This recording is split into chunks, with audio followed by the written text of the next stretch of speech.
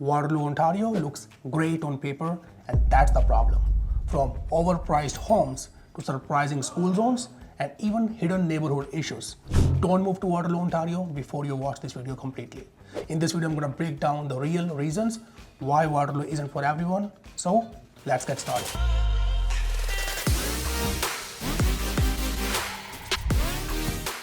Oh, by the way, if you're first time on my channel and you are someone looking to know everything there is about living in Waterloo, Ontario, please subscribe the channel below and tap the bell icon for notifications. So each time we post a new video, you can be the first one to learn more about the current real estate market of Waterloo, Ontario.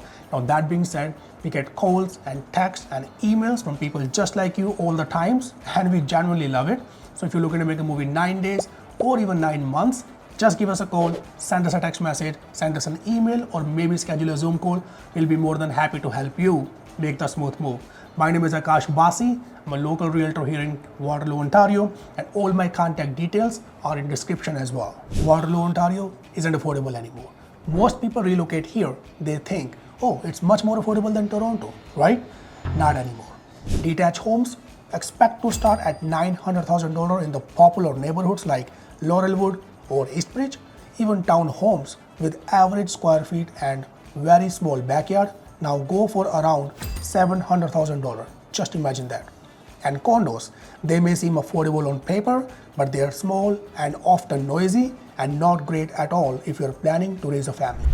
Multiple offers are back, at least for the right priced home. And I have personally seen many buyers, especially first-time home buyers, losing on to their first 4 to 5 offers, often feel breakdown, often feel burnt out, and sometimes they stop their search altogether. I would say the dream to buy a house in Waterloo, Ontario is slipping away unless you come prepared here. I mean, about 7, 8, 9 years back, you can easily be able to afford a detached house in Waterloo, Ontario for about $600,000. How cool is that, right? But now the same house is pushing towards $1 million, and that's crazy, I would say. So let me ask you this. Would you still consider buying a house in Waterloo, Ontario for these prices? Comment below. And if you'd like to see the full vlog tour of Waterloo, Ontario, check this video of mine as well. The link's gonna be in the description. It looks pretty until winter hits. Now, Waterloo, Ontario is absolutely gorgeous and stunning, especially in summer and fall season.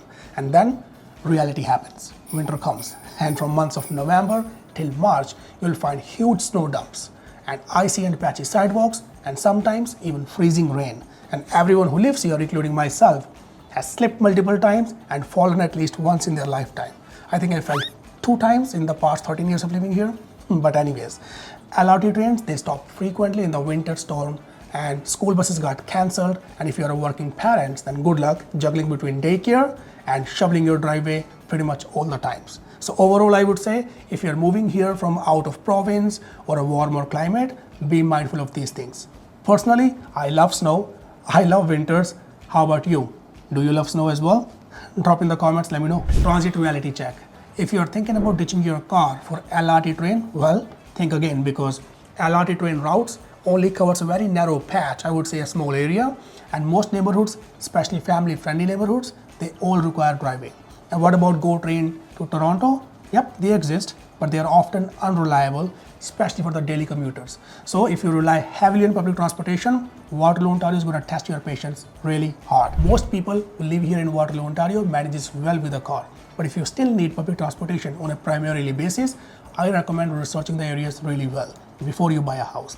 Or you can simply contact me. I can help you finding neighborhoods that will make your commute easier.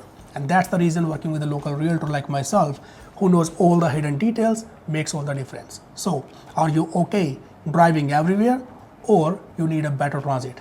Comment below, love to chat. School boundaries will surprise you. Waterloo, Ontario has one of the best schools in Ontario, as well as in the whole region. But here's the twist. One block over and your child might be zoned to a different school which has much less ratings. I've seen people buy their dream home only to find out later that they are outside the zone they thought they were in. And guess what? By then, it's too late. School zones override your plans. And rule number 1 for parents, don't buy the house first, buy the school zone first. Are schools number 1 priority for you as well? Drop in the comments. Tech Hub or Ghost Town? Yes, we have Google, We have Shopify and University of Waterloo that brings incredible talent as well as innovation here in the town. But that also means that some parts of Waterloo, Ontario feels more like a temporary rental zone rather than a neighborhood. I mean, I have walked streets where 80% of homes are either rented to students or tech workers who stays for 6 months and leave, which is great for the investors but not so great for the families. If you are looking for a place where neighbors are friendly and long term, this might not be it, unless you know exactly where to look. For example, neighborhoods like Laurelwood and Beechwood are family friendly. On the other side, neighborhoods around University Avenue or Northfield or uptown Waterloo are majorly students and young professionals heavy. And if you want to see the best neighborhoods to live in Waterloo, Ontario, check this video of mine as well. The link's going to be in the description. Pollen problems you did not expect. Now, Waterloo, Ontario is a beautiful green city, and that brings one problem: pollen. From late April through June, trees and grass pollen fills the air, and that's a problem if you have allergies. And areas near Laurel Creek Conservation Area, Batchel Park, and Vista Hills are worse hit. I would say humidity and older homes' poor ventilation can make indoor air quality even worse. Hidden downside of new builds. Now, new developments in Vista Hills and East Bridge expansion looks modern, sleek, and classy, right? Well, let's be honest here, it's not for everyone. They have got small lots, no mature trees, and zero backyard privacy. Sometimes even the nearest school isn't built yet. You will get the new house smell, sure, but expect construction dust, heavy trucks, and jammed roads for the next 2 to 3 years. You may overpay for the hype, but underlove the lifestyle. So, would you pick a brand new house or an older house on a quiet street? Comment below. Okay, I've shown you what's wrong, but now here's the truth. Waterloo, Ontario can be amazing if you move smart. And these 3 next areas are the only ones right now I'm recommending to my buyer clients, especially if you are relocating or you're buying your first home. First one is Laurelwood neighborhood. Top tier schools, green space, ideal for families, but the drawback is it has very low inventory. Home sells really fast here. Second one is Clear Hills. Family focused, new homes, diverse, more inventory, access to Costco and Boardwalk Plaza, excellent long-term value appreciation. Third one is Lincoln Heights, much more affordable, mature, quiet, and near expressway, mix of bungalows and 2-story homes, often missed by outsiders. Next is what you don't know will cost you. Now, real estate agents, they will sell you home fast, but not smart. And you won't be able to find your dream home via listings only. It takes street knowledge. And transit, school, lifestyle, shopping, and many more factors like these ones is equal to your happiness after your move. So be mindful of all these things. Overall, Waterloo, Ontario isn't for everyone. So do not move to Waterloo, Ontario just for the hype's sake. But if you still want to move here, Waterloo can be perfect for you with the right planning.